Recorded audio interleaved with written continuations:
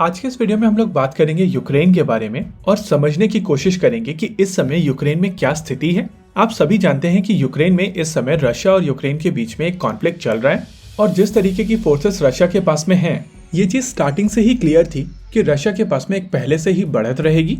Russian forces की तरफ से यूक्रेन के ऊपर कई फ्रंट खोले गए हैं और इस समय जिस फ्रंट के ऊपर सबसे इंटेंस लड़ाई हो रही है वो है मारियोपोल।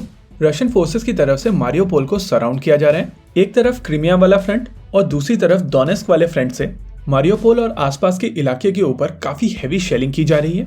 और इस चीज को देखते हुए यहाँ पर मौजूद लोगों के पास में दो ऑप्शंस अवेलेबल हैं। वो वहां रुकें और रशियन फोर्सेस का मुकाबला करें और दूसरा इस रूट के तहत यूक्रेन में अंदर थोड़ा चले जाएं। वैसे कुछ और रिपोर्ट्स के हिसाब से यूक्रेनियन आर्मी केवल बच्चों, औरतों और बूढ़ों को रिट्रीट करने दे रहे हैं और बाकी सभी लोगों को इन जगहों पर रुककर आ रही रशियन फोर्सेस का मुकाबला करने के लिए तैयार किया जा रहा है। रशियन फोर्सेस की तरफ से दूसरा फ्रंट खोला गया है कार्किव में। यहाँ पर रशियन सिटी बेलगार्ड से रशियन आर्मर्ड फॉर्मेशन काफी तेजी से अंदर आने की कोशिश कर रहे हैं और इन कॉलम्स को काफी अच्छा आर्टिलरी सपोर्ट अवेलेबल है। हालांकि इनके एडवांसेस उतने तेज नहीं हैं जितनी तेजी से ये एंटिसिपेट किए जा रहे थे और यहाँ पर कुछ हद तक यूक्रेनियन फोर्सेस की तरफ से एक अच्छा खासा रेसिस्टेंस प्रोवाइड किया जा रहा है। यहाँ पर तीसरा और सबसे इम्पोर्टेंट फ्रंट खुला है कीव के पास में। कैपिटल सिटी कीव के ऊपर रशियन फोर्सेस बेलारूस के रास्ते हमला कर रही हैं और यूक्रेन की कैपिटल सिटी कीव ऑलमोस्ट चारों तरफ से घेरी जा चुकी है। इनफैक्ट इस समय वहां पर अर्बन वॉरफेयर चल रहा है। वैसे इनिशियली माना जा रहा था कि 2 दिन पहले रशियन फोर्सेस का कीव के ऊपर ऑलमोस्ट कब्जा हो चुका है, लेकिन आज 3 दिन के बाद भी रशियन फोर्सेस पूरी तरीके से कीव के ऊपर अभी कब्जा नहीं कर पाई हैं।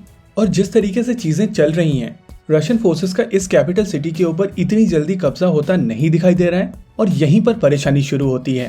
अगर रशियन फोर्सेस बिना डिस्ट्रक्शन के इस इलाके के ऊपर कब्जा नहीं कर पाएंगी तो आने वाले समय में रशियन बॉम्बर प्लेन्स इस सिटी को बॉम्ब करना शुरू करेंगे और ऐसी स्थिति में सिविलियन कैजुअलिटी होगी जो रशिया और यूक्रेन दोनों के लिए सही नहीं है। चौथा फ्रंट खोला गया है क्राइमिया की तरफ से, जहां पर ऑलरेडी रशियन फोर्सेस की काफी अच्छी खासी प्रेजेंस थी और इस इलाके में रशियन फोर्सेस की तरफ से काफी तेजी से एडवांसेस किए गए हैं। इस फ्रंट से जो रशियन फॉर्मेशन है वो काफी तेजी से ऑलमोस्ट नीपर रिवर तक पहुंच चुकी है और इसी वजह से कह सकते हैं कि रशियन असॉल्ट का जो सबसे सक्सेसफुल पार्ट है वो यही फ्रंट है।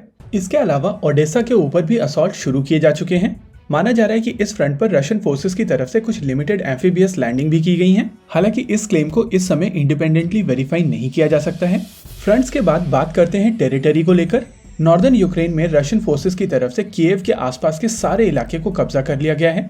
वहीं पर कार्किव वाले फ्रंट के ऊपर रशियन फोर्सेस की तरफ से बेलगार्ड से जुड़े हुए इलाके को काफी ज्यादा इंटेंस फाइटिंग के दौरान कैप्चर किया गया है।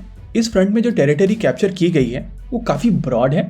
वहीं पर अगर बात की जाए डॉनबास इलाके की तो लुहांस्क की टेरिटरी ऑलरेडी लुहांस्क रिपब्लिक के पास में है और यहाँ पर मिलिशिया ग्रुप्स काफी तेजी से इस इलाके को कैप्चर करने की कोशिश कर रहे हैं। हालांकि यूक्रेन की तरफ से काफी अच्छी फाइट इस इलाके में दी जा रही है।